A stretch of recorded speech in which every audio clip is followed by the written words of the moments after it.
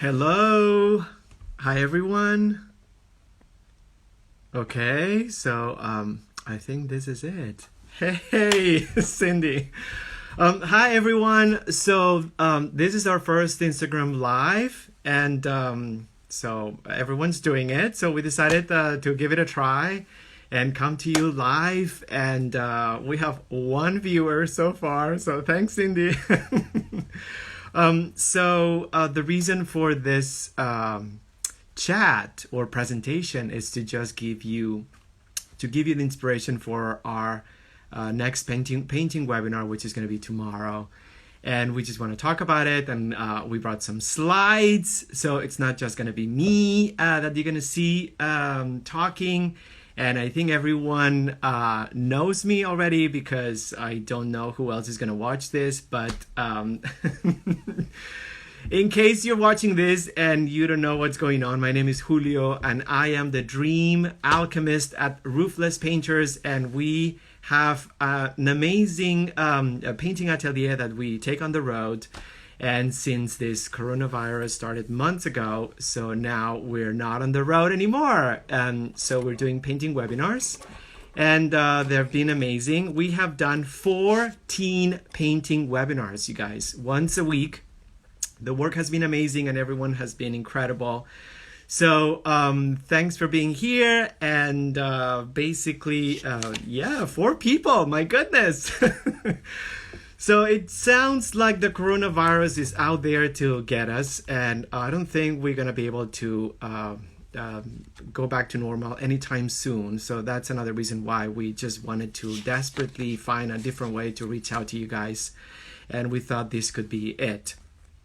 So for this week, I want to talk about the inspiration for the painting assignment. Every week is different. There's a lot of time and effort and thought process behind our webinars. We just don't do the typical painting assignments that you'll find in a book. We're very conscientious about our environment and what we are going through. So we're also in tune with the muses out there. And this past week, we have been receiving some messages from the vegetable world, believe it or not.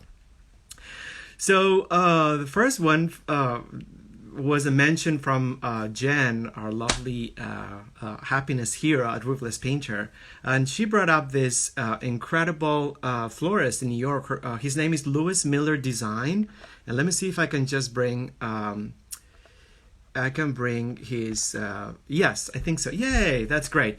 So this is what he does. He's a florist, but I think in the past few months, he's done flower flashes where he uses the leftover flowers that he's been accumulating, I guess, in the studio. And then he does installations in New York City. He goes to trash cans. He goes to carts on the monuments as well. This is one of my favorites. This is an installation he did in one trash can in New York City, and I think it's gorgeous and incredible. And so we archived it, and we decided that we were gonna perhaps use it as an inspiration for a floral or botanical painting session. So yeah, you can find out more about him. Louis Miller Design. He has an Instagram, and it's pretty amazing. All the floral installations, which are incredible. So after that, we found out another artist in Belgium this time, and he does something quite similar. And he started doing it before that. So basically, what he does is he installs flowers on monuments, but the way he does it, they become a part of the monument, basically. It's not just an opportunity to sort of like install the flowers, I guess, as a vase, but he actually works with our authorities and he proposes the installation of the flowers, and I think it's really incredible. And since we talked about monuments this week, we've done a series, our last series, Unerected, where we painted toppled monuments. I thought it would be interesting to bring different perspective on how to interact with monuments. So there's another one right here that I think it's really, really gorgeous. Hi, Jen! So I talked about you, okay? So thanks for thanks for the inspiration of the florist from New York. So yeah, we thought this was also very interesting. Jen and I constantly discuss themes and premises and ideas that we could use for our painting webinars. So another one right here. This is in Europe. They're all in Belgium, and these are quite old. I think he started in 2015. Old. So in 2015, basically. So they're not recent. Anyhow, the third inspiration or the third muse or the third reference that told us that we should go and listen to the vegetable world. It's a book that just got released. It's a book about John Cage, the musician composer, and his passion for mushrooms. And it's a fascinating book. It's back ordered. It looks incredible. So basically the premise of the book is the fact that John Cage found in the mushroom world every kind of inspiration to work with the musical world. He loved the treatise and work from garbage, basically. So the analogy between the mushrooms and his composing, it's pretty wonderful. The book has photographs from his own collection, poems about mushrooms, and his life story related to that. We can't wait to get it, but it sounds really interesting. And the reason why we brought this up is because the final or the fourth reference for our inspiration for the assignment tomorrow, it's I don't think I have it. Maybe I don't. Let me just see. It's an Instagram account, you guys, that's hilarious. I don't have it. Anyhow, I forgot to bring the slide, but I'm just gonna mention it. Oh yeah, I have it. So this is an Instagram account that's hilarious. It's called Fuck Mushrooms. Fuck Mushrooms. It's this person who decided to open a social media account that consists of him going into nature, finding different kinds of mushrooms, showing them the middle finger, taking a picture of him flipping the mushrooms, and then writing this incredible mini essay filled with curse words, but very articulated on the reasons why he's so angry about that specific mushroom. It's hilarious and highly creative, and we highly recommend it. Fuck Mushrooms on Instagram. Sorry I said that word, but anyhow, so those things happen basically, all those 4 items or inspirations in a matter of days. And finally, on Monday, in Barcelona, the Liceu, which is the opera house of Barcelona, opened up for the first time after the lockdown. In Catalonia and Spain, they've been in lockdown for months, and they were one of the countries that was more affected by the virus after Italy, but now they're doing a great job and people are following directions.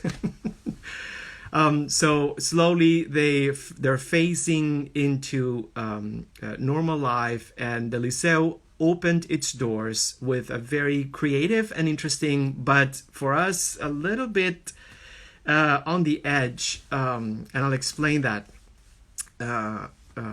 installation or event, concert. So the Liceu, it's not a huge opera house, considering the rest of the opera houses in Europe and the world, but I think it's well known, but it has about like 2,500 seats.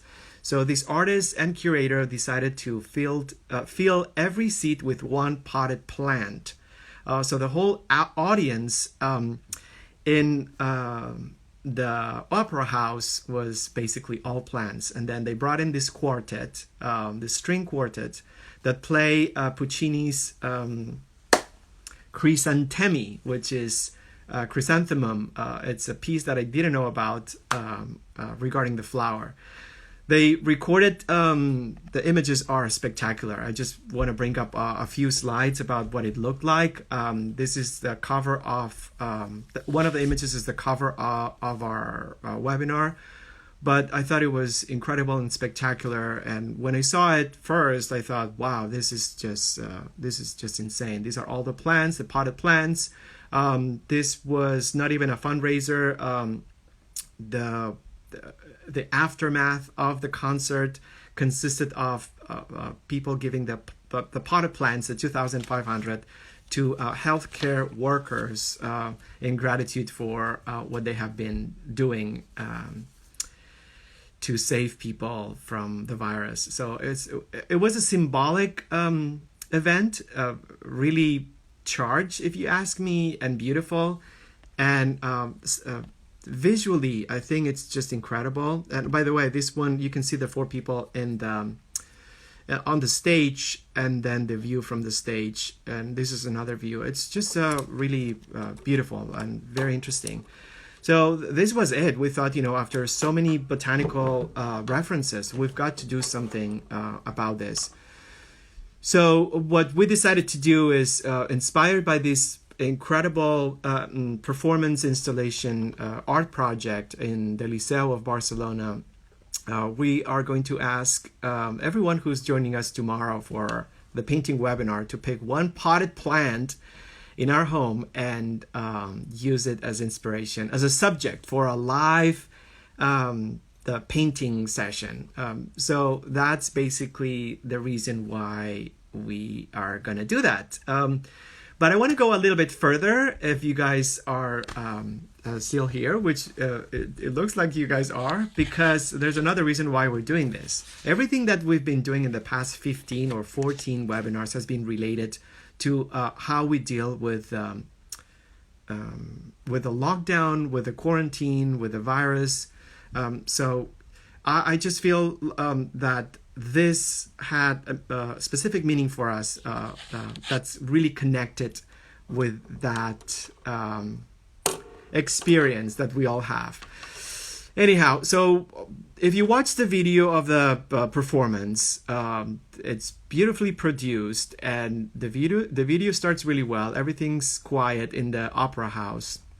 The quartet sits down, they perform. It's not a long piece. They perform, and then I got chills. I thought, this is incredible. But the end of the performance, I just couldn't bear. I went livid. I just couldn't bear that they actually decided to do that. I'm not going to explain exactly what happens, but I thought it was dumb and extremely cheesy. And it ruined everything for me, because I read the intention of the curator, and then she said that this was about creating or symbolizing the need to connect human and non-human species in order to open a new path of social and economical empathy to resolve the conflict that we currently have in regards of the climate change. So I think conceptually this is very interesting, because they put potted plants as an audience, and it does function like that. They take the place of humans, and I like that aspect. But I just felt the end of it, it was just too cheesy. It was too cheesy. It made me upset, and I didn't want to do anything about it. But anyhow, so the reason why we use it as inspiration, it's because I feel for us, a potted plant, it's precisely how we feel, or the best, one of the best analogies about our current lockdown quarantine scenario, I guess, or status. A potted plant, think about it. A plant is supposed to be in nature, outdoors. A plant is supposed to be rooted and with enough room to expand the rooting system, the canopies, enjoying nature. So for us as the planner painters, if you if you want to call us like that, we enjoy being outside. We thrive when we're outside. This is our natural element. So being indoors, even though we can still paint, it's not our natural state. We feel potted. We feel caged. I mean, I don't want to sound dramatic, but I feel that, yeah, I think the analogy speaks for itself. Potted, we called it potted vegetable, just because it reinforces this idea of not being able to move, not being able to expand, and not being able to really thrive with a natural environment. So it has nothing to do with the conceptual basis of the performance in the Liceo, but I just feel that it's a good opportunity to talk about potted feelings and emotions, and how this could be a good way to record our transition through this time. So anyhow, thank you. Okay, for the first time I'm looking at the chat, but so thanks Lois and Jan. Any questions you guys have? I think that's pretty much it. I just wanted to mention what else I wanted to mention. I think that's all. The webinars run every Friday from 11 until 2. They're open to anyone. You don't have to have all the materials. You don't have to have like a experience. We are very nice. We have an incredible group of artists at different levels. We highly encourage you to join us, because it's the reason why we keep ourselves mentally and emotionally healthy during this time. It seemed like everything was gonna end, but I'm just reading the news, and everything is not only not ending, but it's going to tell you what happens at the end of the performance, you guys. Because you have to experience it yourselves, and maybe I'm totally wrong. I want you to see it. It's short, and oh yes, I know what I was gonna say. Perfect, thank you. So I'm not gonna tell you guys what happens at the end, but I do want to say that we did have an experience with plants where we actually interacted with them. Julie, should we paint only plant isolated or show household environment? Both. It doesn't matter. Oh, and I forgot 2 things that I forgot. Thanks, Julie. So number one is that Lucian Freud, the British painter, loved plants, and he has a lot of paintings of potted plants. So Jen and I will do a little bit of a deep dive into the reason why, but we're going to use him as an example of a potted plant being the subject of a painting, because he loved using them throughout his entire career, I would say. So all of them are with an environment. Some of them at the very beginning don't have an environment. It just depends on how complicated you want your assignment to be. Yeah, exactly. So that's one thing. I forgot to bring a slide about that. The second thing is that we did have a bioscene experience. So they titled this performance at the Liceu in Barcelona a concert to the bioscene.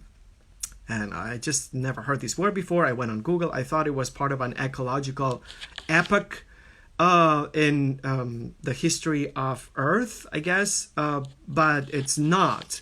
So it's a new word that it's supposed to invoke the convergence between the biological world and artificial intelligence, you guys. So there is this author who wrote about it, the bioscene, meaning the new era where the biology and artificial intelligence will converge. And that's not explained in the curator's statement or anything like that. And I thought they tried to bring in an example of that relationship and what it looked like. I thought they failed, but we did Roofless painters, you guys. We're super small, but we give ourselves credit for a lot of things. We did have a bioscene experience, exactly what it's supposed to be: artificial intelligence and biology. So back in 2018, during Earth Day, we went to an orchid nursery in Culver City called Orchid Fever. And we painted it there before. It's one of the best places to paint, you guys, because it's a perfect light. It comes from every direction, and then it's temperature control, and then you have a bunch of flowers surrounding you. So you can't beat that. And especially 2018, it was a rainy day, I believe, and a rainy year, and yeah, so we painted during the rain, because it's hard when it rains to paint outside. I don't know if we're gonna get any more rainy years ever again, but who knows? Maybe we will. So yeah, during that experience, Earth Day, we collaborated with this doctor, and it's Dr. Steven Swartz. He's an expert in bioenergy and medicinal sound frequencies. Very interesting collaboration between us and Dr. Swartz. And we reached out to him because he, among many things that he does, he had this machine that was created a long time ago, actually. But he had a machine that what it does, it connects. It's an electronic device that connects connects to a plant. You can just connect the device to a plant, the roots of the plant, and what the device does is it just captures the energy waves of the potted plant, and then translates them into music, very John Cage music, you guys. So what we did was we painted the orchids as they were playing music for us. So the idea is that when you, depending on how you interact with the plant, the waves or the energy waves of the plant change. So I hope everyone's on board, but plants are not static beings. They have if you ask me, plants have feelings and all that stuff. I'm not going to go into that tangent right now, but anyhow, so the technology uses advanced biofeedback technology that interprets the biofields of the plants and translates them into music. I'm just reading the statement that we put out when we did that assignment. And yes, the orchids literally played music for us. And I wonder if you can... Oh. This is... Yeah, we can. This is exactly...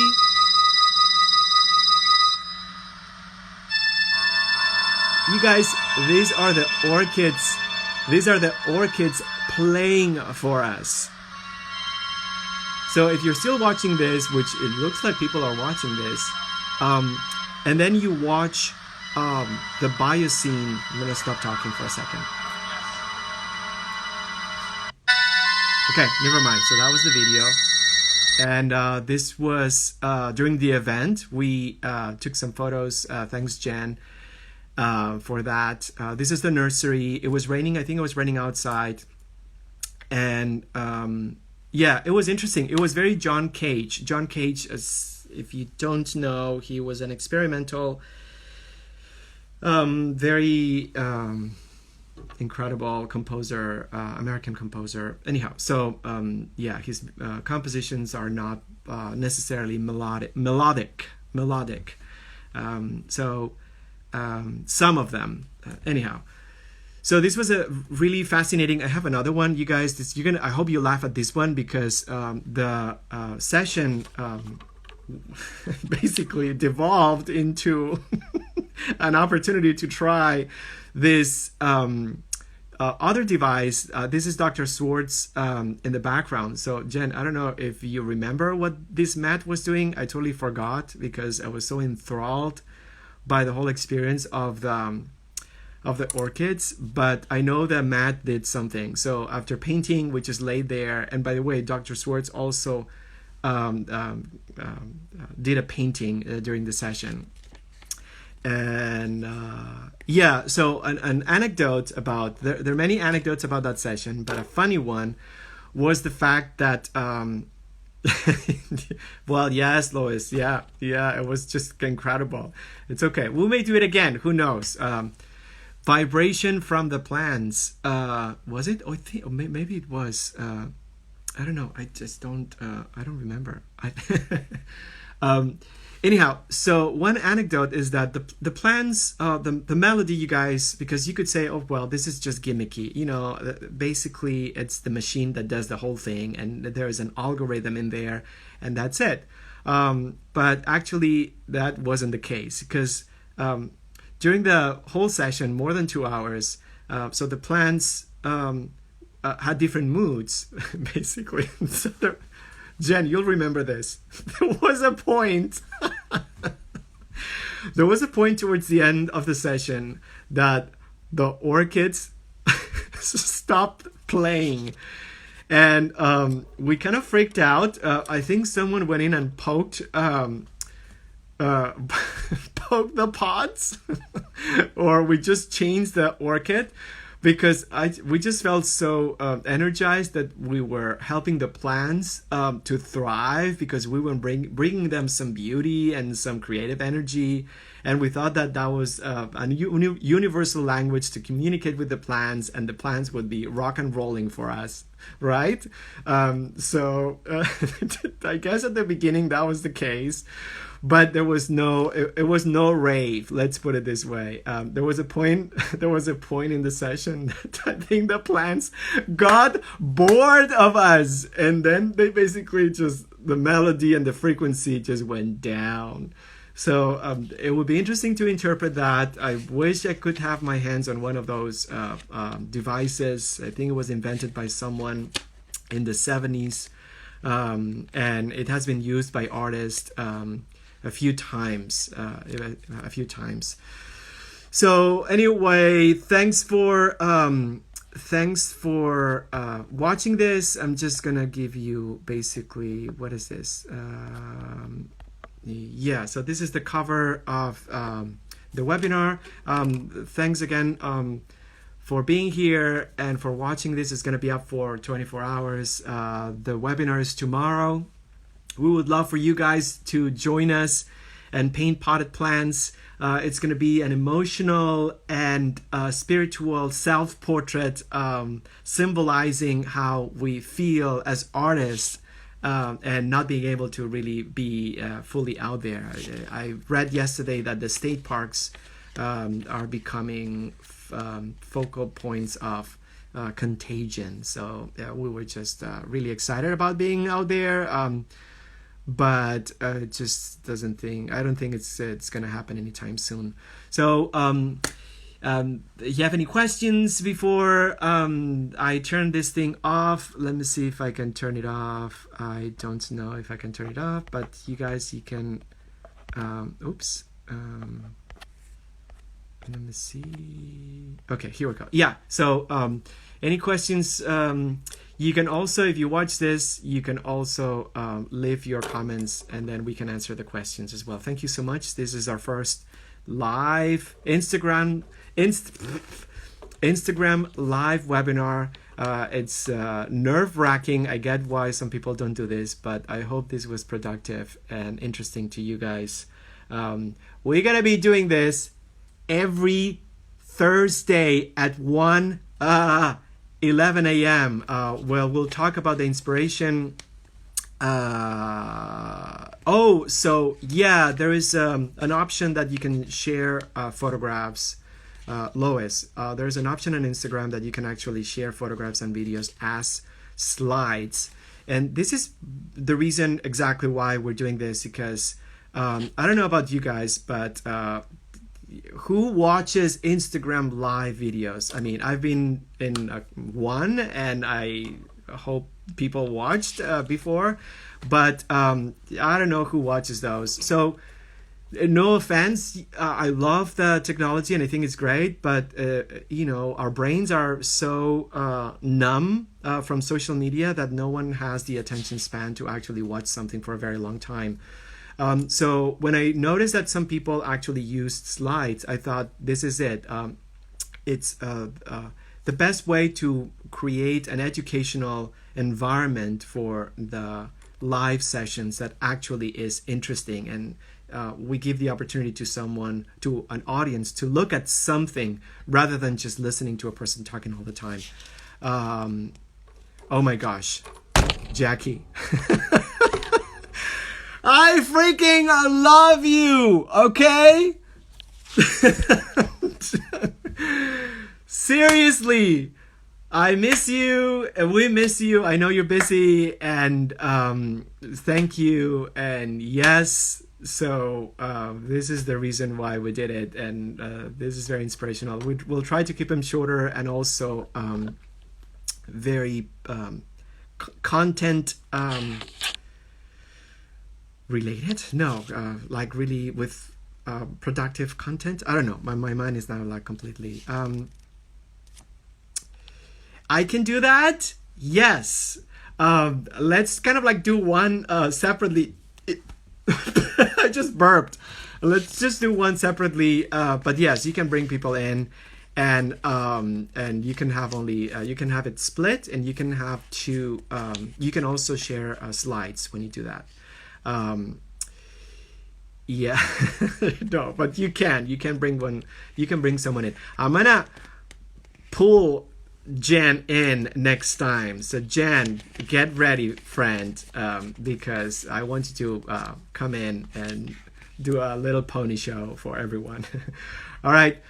Love you so much. We're here for you. We're here for ourselves. Sarah Brochure, what happened? You missed the whole amazing the presentation, but I hope you oh, yes. I hope you can watch it. Yeah, anyhow, bye. Have a good Thursday. We'll see you tomorrow, some of you, if you can. And we have a post webinar session on Tuesday regarding their experience. All right. We could be here forever, but we won't. So bye. Love you guys.